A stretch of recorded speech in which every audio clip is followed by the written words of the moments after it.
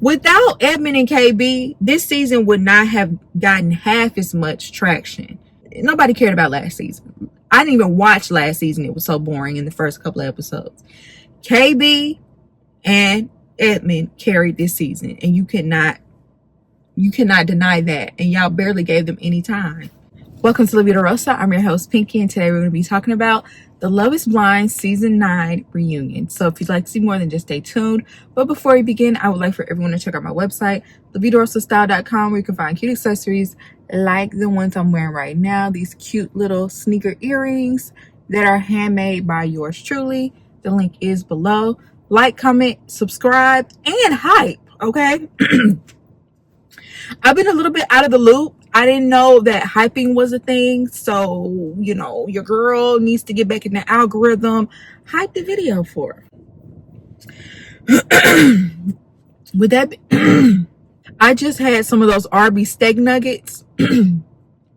So if I don't make it to tomorrow, that's why. I shouldn't have been eating those squirrel knuckles. Anyway, with that being said, let's start this video. First things first, why are we wasting so much time?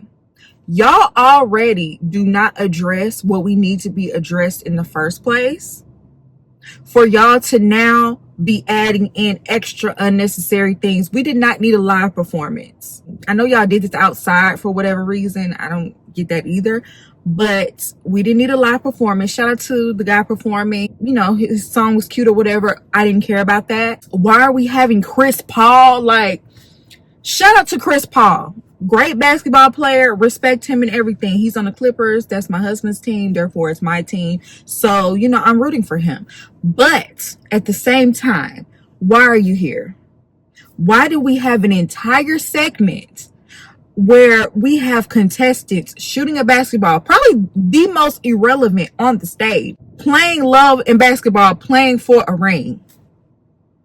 Chris Paul, how much did they pay you? Like, what are we promoting here? It was so much shameless promotion during this reunion. I didn't know. I was very upset, okay? Because we didn't even get answers to questions that we've had this entire season, which is the whole purpose of a reunion, because y'all want to do this random, you know, ad space for. Like, that's why the show is as bad as it is now, because y'all care more so about the dollar signs coming in than putting out a good product. Let's start off with Sparkle Megan. Sparkle Megan, you got outdone at the reunion. Like, how is your name Sparkle Megan and you got out sparkled by KB, Madison, and Allie? Their dresses sparkle way harder than yours. Yours looked like Claire's versus real diamonds, child. It didn't even look the same. You know what I'm saying? I was like, okay. Especially for someone to have so much money. I thought she would have came a little bit harder than that. Jordan, he came in with a revenge body. Clearly he's been in the gym. Okay. I would love to have seen like his arms and possibly his chest, because he looked skinny in that suit, but I can imagine he, you know, is ripped underneath. I got so sick and tired of them bringing up that chicken smoothie. It was bad enough we had to see it the first time, Jordan. That was disgusting for you to even bring that into our lives the way that you did. But for the fact that they kept bringing it up, it was annoying. They start off the reunion asking Jordan, why do you think Megan broke it off? He was like, she's sitting right there. Why don't you just ask her? Like, I would have said the same. Like, really? Why are you asking me? But pretty much they were asking him, like, do you believe her? She basically was saying she broke it off with him because she dated for potential in the past, and she, you know, didn't want to do that this time around. Megan, just be honest. We know money was a factor. It might not have been the only one, but it was a factor because he can't get up and go the way you need him to. If he had money, he could. 2, that child. You said at the end of y'all's breakup that maybe I wouldn't be a good mother. I don't even know if I would be a good stepmother. All that. You said it out of your own mouth. So that was a part of it. You didn't like the fact that he didn't communicate, which I thought was very valid. Actually, I think all of her reasons are valid. I just wish you would be honest about it. But he wasn't communicating. He would come home and not talk. I feel like to a certain extent, yeah, give me some time to like chill and not talk. But you can't just come home and say, oh, I'm not saying anything at all. That just doesn't work in a relationship. So I thought those were good reasons, but I guess maybe she just doesn't want to look like a bad person. Anyway, they bring up the fact that Jordan said he regrets introducing Luca to Megan. And it's not because of who Megan is as a person. It's just in general, he wishes he didn't introduce Luca into the process at all. He talked about stability or whatever, but I personally feel like no one with a child should be participating in Love is Blind, because you don't even know this person to be bringing them around your child. Any and everything could happen. And once again, I just feel like people don't protect their kids enough. He also said that he thinks she'll be a great mom. That was a great segue into her dropping a bomb that she was pregnant. Now, mind you, nobody on that stage knew that except for Jordan. And it would have been a great bomb drop had it not been exposed like last week. We already heard that she was pregnant. It probably would have been a real big like aha moment, but it wasn't. It was for everybody on that stage though. You could tell everybody was genuinely shocked. Not only was she pregnant, but she had a baby and she's 2 months postpartum. And that called into question the timeline. They said they wrapped filming in April. She was introduced to the father of her child in July and got pregnant within 3 months of dating. And all of that happened within the span of wrapping the show into the reunion, which I think was like around 1.5 years later. You know, and then later on in the reunion, she said that she had dated some other guys from the season. When did you find time to get pregnant then? Like, now, when I look at Paul, he does look rich. So maybe she was just trying to lock him down. That's what it's feeling like, okay? We're happy for the baby. Congratulations on the baby. I just had a baby myself. So I know how that feels. But at the same time, this is weird. And I truly feel like she needs to go to grief counseling. I think she needs to heal from the loss of her father. You'll never get over it. But I think she's making these knee-jerk reactions because she's grieving. And anybody who has grieved, you know that you make decisions sometimes that you would have never made had that death not happened.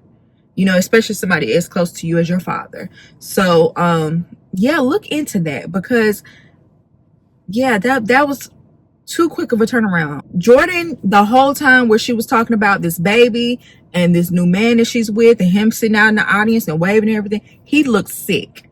He looked like he was about to throw up the entire time. He was trying to look cool. He was putting on a mask of, I'm just sitting here chilling, but we could see it behind your eyes, baby. He was upset and hurt. You could tell, you could see it.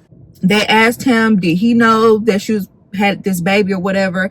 A messy person reached out to him, told him that she was pregnant, and he did confront her about it, and she let him know. He said had he not known, he probably would have been even more sick. But he actually knew. Let's move on to Patrick and Casey. First of all, why was their segment so long? Why did we spend so much time on Patrick and Casey and they didn't even make it to the trip? In fact, we just had too much Casey. It weaved into the reunion in general, and she wasn't even there most of the season. From what we saw, she was being very passive aggressive. I do think Patrick was being a little passive aggressive as well.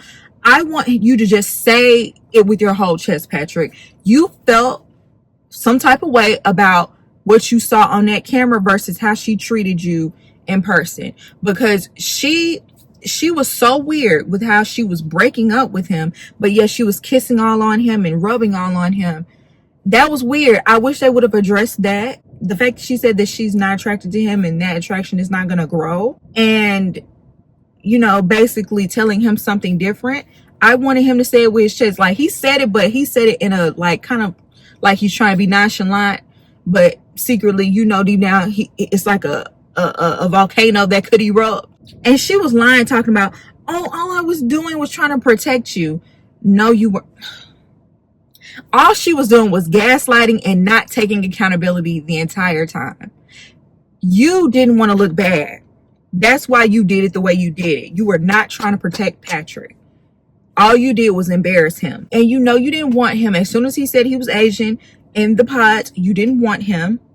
And you came on this show because your boyfriend wanted you to come on here for clout. You already told on yourself, okay? And when you told him that in the pods, you try to throw it off by trying to have all this, be like a phone sex operator. Like, I didn't forget none of that. And they didn't bring none of it up. He was trying to hold her accountable and say, look, just apologize for everything. You're receiving a lot of backlash. I want you to apologize just so you can get these people off your back. I don't even care no more. I'm trying to do this for you. And she was literally on mute. She was on mute. Like, she could not force herself to utter an apology. It was so crazy. So then they got to the point where they were talking about the ring and him asking for the ring back. Allie was piping up talking about, why do you even want the ring if production paid for the ring? Mind your business. Clearly she kept her ring. She took that personally, like he was jabbing at her. She claims that he told her that she could keep it in the beginning, but he said, I only did that because I thought that we were going to continue to try to work on our relationship. So the fact that you pretty much didn't want to talk to me, you were ghosting me, like, of course I want it back now. You know, I really don't know how other people feel about this. I feel like he has every right to ask for that ring back because it is more symbolic than anything else. Like he said later on, it's more about the principle than it is anything else. She was trying to like come up with excuses as to why she shouldn't have to give it back. Oh, he made TikToks calling me a side chick. Okay, we don't care. We, little do you know, we do not care. Give him that ring back. She eventually passive aggressively gives him the ring back, talking about, oh, should I throw it?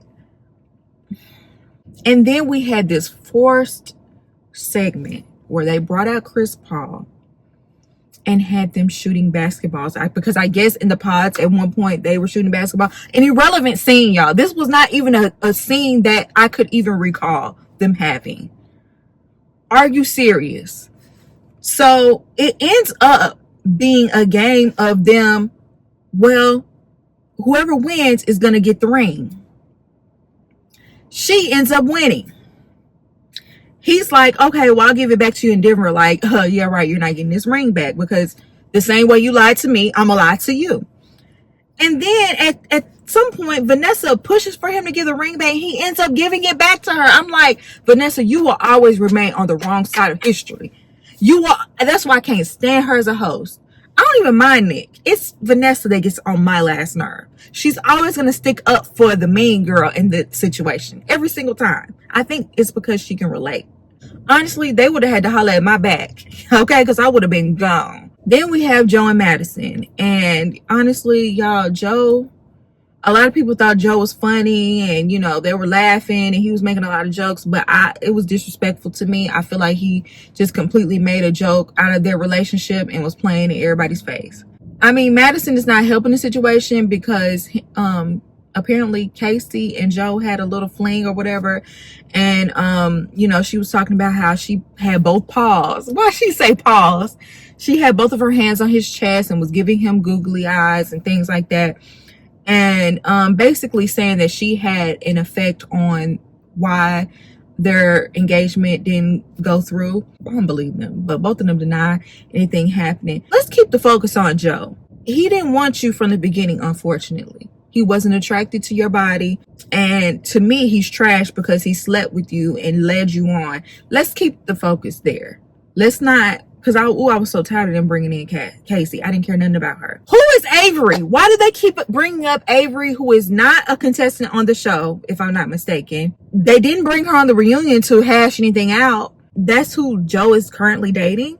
So why are they making her so relevant? Why was there so many questions and controversy around her and we don't even know her? Y'all wasted so much time. We didn't even really get down to the nitty gritty of Joe and Madison's relationship. There's so much that y'all could have talked about. Apparently they had drinks after their breakup. He said they argued. She said we didn't argue. We just talked and then we ended up making out and you ended up crying. She called him out for the irresponsible comments about her body, you know, basically inviting the audience to criticize her body and make fun of her or whatever. He said that you know, I don't know. He basically tried to excuse what he said and apologize at the same time. You was dead wrong. Just apologize and move on. What is wrong with people not taking accountability? Oh my God, it was so annoying. Then we have the whole Nick, Annie, and Kate love triangle saga. I promise you, I did not pay attention to their segments during the season, and I didn't pay attention to their segments during this reunion. I do not care, okay? But from what I got from the situation, Kate, you wanted to have a moment at this reunion, period. Do I think Nick is full of it? Yes, but he was taking accountability for what he did, and it's like, what else do you want? Even Annie was defending Nick. Like, he was saying he was wrong. He said he did, you know, he was telling you exactly what he did wrong. He wasn't even giving you a blanket apology. You just, are you mad that you only got 15 seconds on the show and now you want to, like, I don't even understand why she was at the reunion for real. And then Annie, shout out to Annie, because she redeemed herself a bit at this reunion. Her hair even looked better. Like, she took accountability for doing too much and trying to force a relationship to work. You could tell Annie came on the show, she just wanted a husband and she didn't care who it was. She just wanted to get married. And I feel like, you know, this show forced her to take a look at herself. She realized that's not the type of relationship she wants. And maybe, hopefully, she could work on herself and actually find somebody that she can be a good wife to. Because even if they would have got married, it wouldn't have worked. Let's talk about Allie and Anton. First of all, Allie looks so much better as a brunette. Not saying she looked bad before, but she just really like popped with that brown hair. That's going to be the nicest things I'm gonna say about Allie, because I really feel like Allie came on this show, she was gonna try to see if she could get a sugar daddy lifestyle from Anton, but I feel like she really wasn't trying to make it work with him after a while, and she just stayed on this show because she wants to get the ballers in her DMs. That's what I get from her, because she feels like she's better than him. You could tell she feels like she was making fun of the man's toes, the way he walked. And what was that clip at the end where they were clowning him? Like, why did y'all do that? That was so unnecessary, like, to like try to bully him at the end. But yeah, you could tell by the way her friends spoke on him that she was embarrassed of him and she feels she's better than him, period. All this extra stuff, I don't feel like, you know, we can go over it, but I don't feel like none of it would have mattered. So they brought up the situation where his friend's girlfriend, who had only known him for maybe a couple of months, he was thrown off that she was throwing him under the bus that way because she doesn't know him like that. And on top of that, he feels like it's not even a big deal to go to the strip club in the first place. I feel like the bigger issue out of all of that is that she never brought it up to him.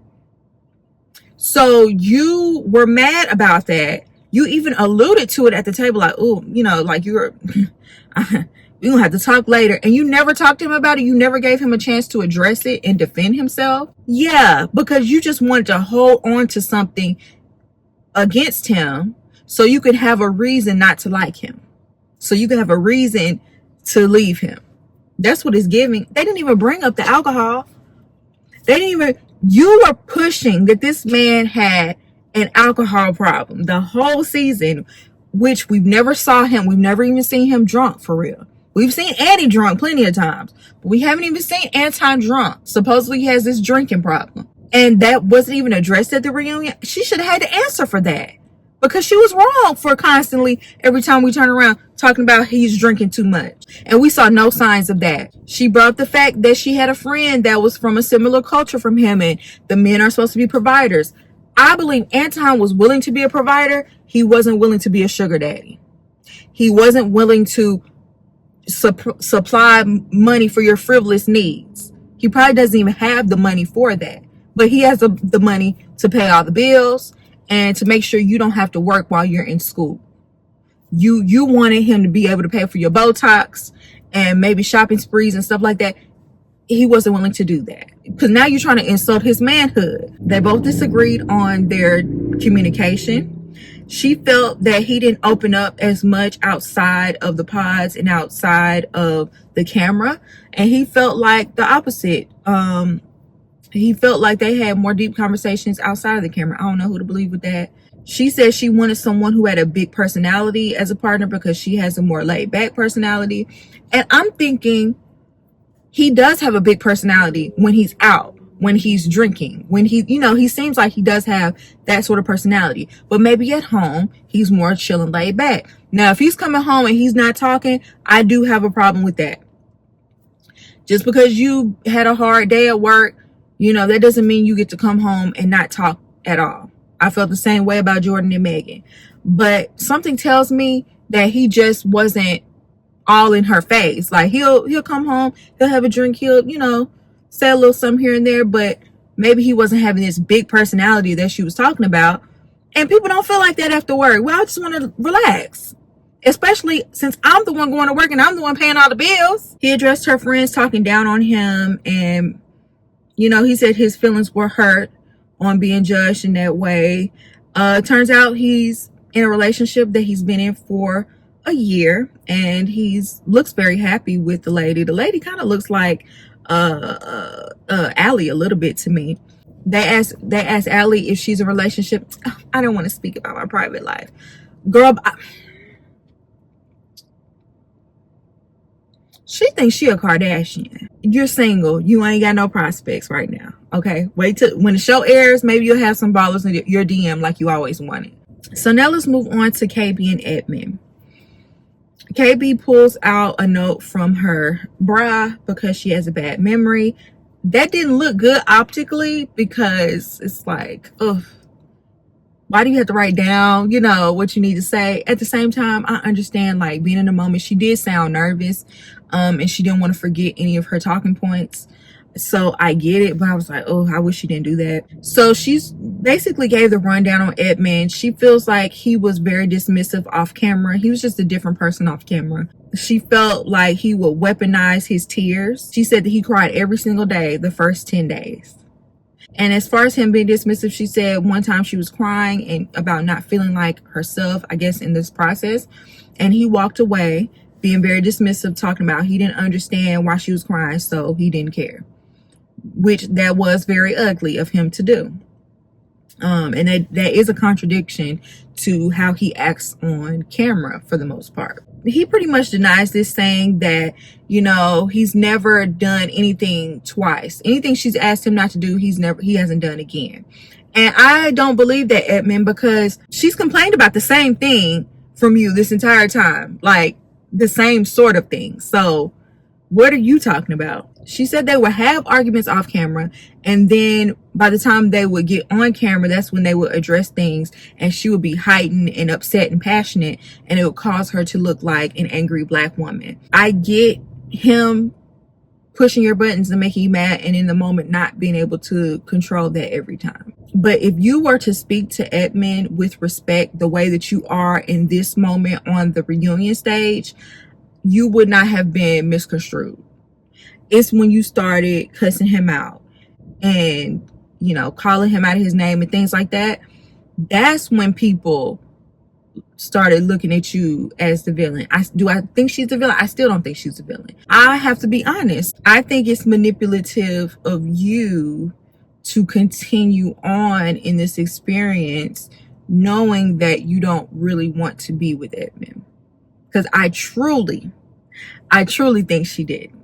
I think a lot of us felt that way. A lot of us knew that KB wasn't going to say yes on decision day. I think when you met him in person, he turned you off. When he did that little run where he was running like an anime character, I think when he said that he wouldn't fight for you if a man grabbed you in the club, even if the guy was in a wheelchair, you wouldn't fight him. You would call security. He was turned off by that. You was turned off by the fact that he got heightened and upset when you told him that you didn't want to sleep with him until y'all got married.